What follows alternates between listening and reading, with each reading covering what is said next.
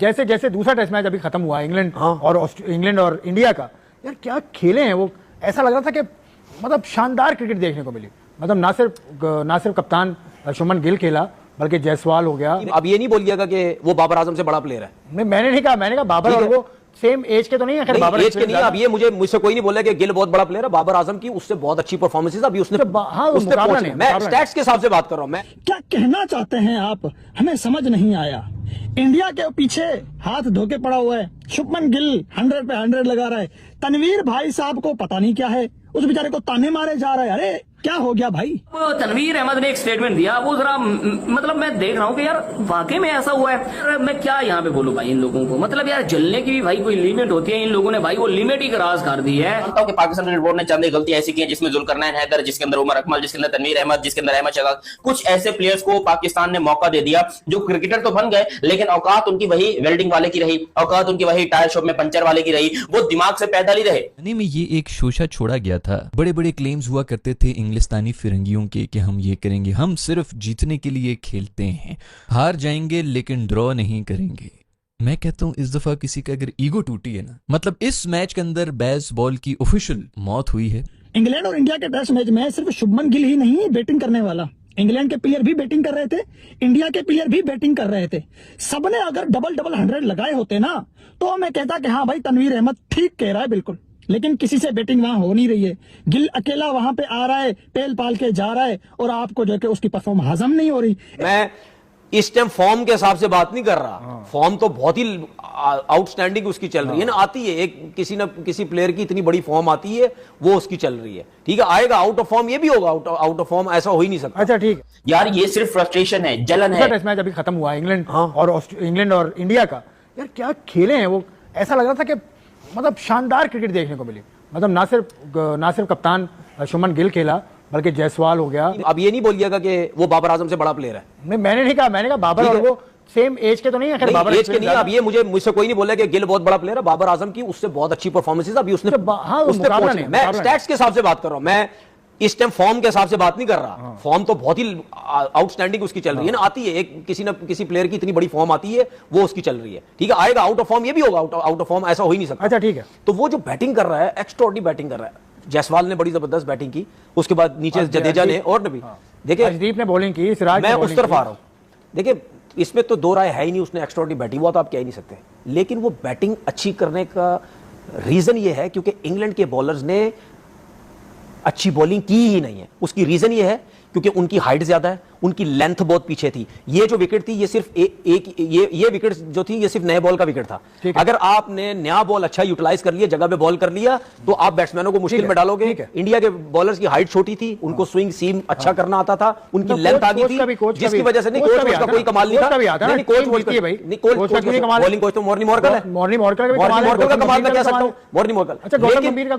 लेकिन बात यह है, मैं उसको टीम से फारिग करने की बात करूं, आप सुने तरीका नहीं है। इतना बड़ी टीम का कोच, उनकी जबरदस्त लाइन और लेंथ की वजह से इंग्लैंड के बैट्समैनों को प्रॉब्लम हुई है। चलो ठीक है, लाइन और लेंथ पीछे थी, जिसमें प्रॉब्लम लाइन और लेंथ।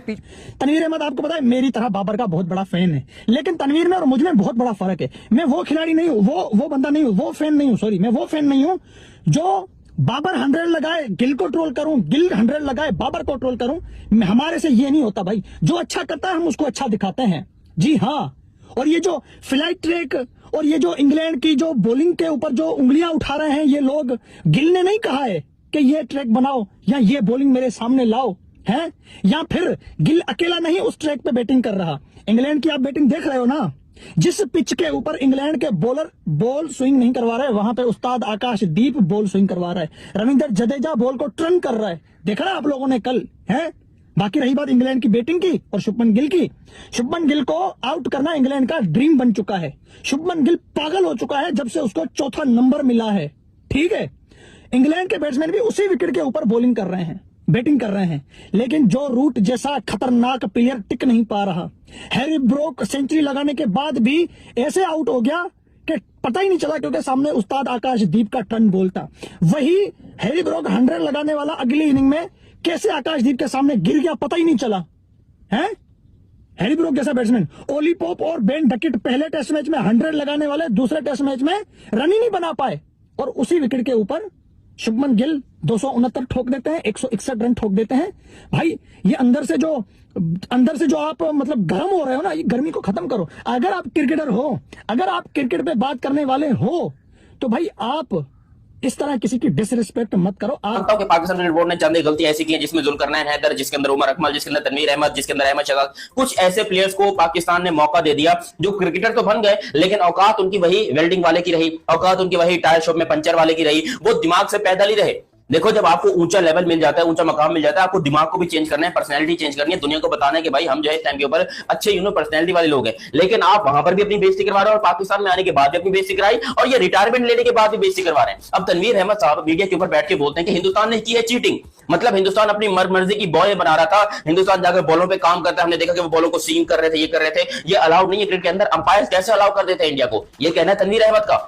तो भाई वो आपके घर में आए थे कि आपको टेंशन हो रही है? नहीं, वो मैच इंग्लैंड का है, खेल इंडिया रहा है, जीत इंडिया रहा है, अंपायर इंग्लैंड के हैं, कोई पाकिस्तानी अंपायर भी नहीं है वहां पर। आपको ये खबर किसने दी? पहले मुझे आप ये लगा, मुझे वो सोर्स ला के बताओ जिसने तनवीर अहमद को ये खबर दी कि भाई इंडिया जो है वो चीटिंग कर रहा है, इंडिया ने जो है वो प्रॉब्लम क्रिएट की है बॉल के साथ या किसी भी चीज के साथ। यार ये सिर्फ फ्रस्ट्रेशन है, जलन है, हवस है, ये जलन है हिंदुस्तान के इस नंबर 1 होने से, जबकि पाकिस्तान की जो नॉर्मल पब्लिक है वो इस टाइम के ऊपर प्रेस कर रही है। अगर आप किसी भी पब्लिक से जाकर पूछोगे, वो कोई अंधा भी होगा ना जो क्रिकेट नहीं देखता, उसने भी हिंदुस्तान का नाम इतना सुन लिया पाकिस्तान में कि बोलेगा भाई इंडिया ही जीत रहा है, इंडिया ही जीत रहा है, इंडिया ही बेहतर है। लेकिन ये जो आंखों से देखते हैं क्रिकेटर, जिनको पता है कि क्रिकेट में क्या हो रहा है, जो फॉर्मर क्रिकेटर्स हैं, इनको हालांकि अच्छी बात करनी चाहिए, क्रिकेट को लेकर प्यार मोहब्बत वाली बात करनी चाहिए। नहीं भाई, ये बैठ के अपनी फ्रस्ट्रेशन निकालने में लगे हुए हैं।